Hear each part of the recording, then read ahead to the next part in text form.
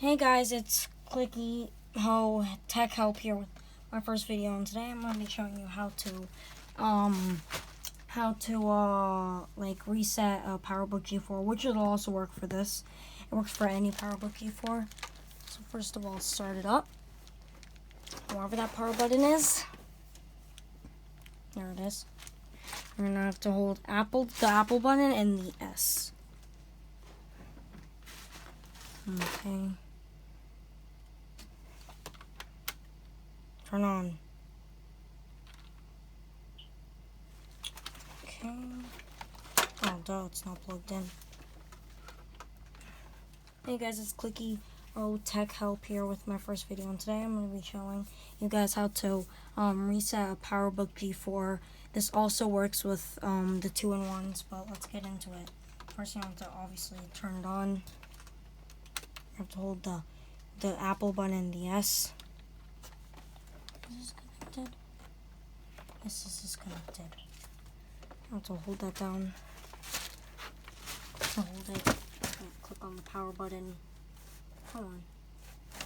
Thought it would work from the button. Apparently not. What is the power button? Literally. Sorry, you guys. I have to find a freaking power button. There we go. There we go. You're gonna have to hold down the Apple button and the S. And then let it load. It's gonna, oh, come on. Oh, wait. Oh, yeah. It's gonna do all this stuff. And then it's gonna ask for this, and you're gonna have to type in mount space that little slash sign, no, dash sign, UW space dash enter, and then you're gonna have to do to RM space slash VAR slash DB slash period Apple setup done. You have to press enter. You have to do shut. Wait, how do you spell?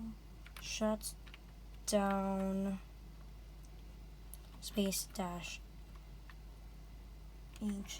Now enter.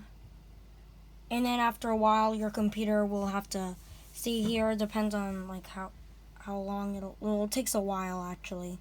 It's gonna take a while for this to actually finish. And yeah, see you guys when it's done. And now you see it is finally turning on. Yeah. And it's still turning on. So I finally did all the procedures. And this is gonna load.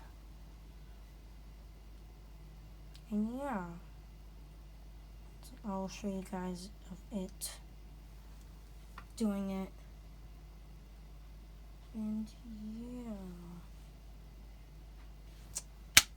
There you guys have it, and see you guys in the next one. Bye.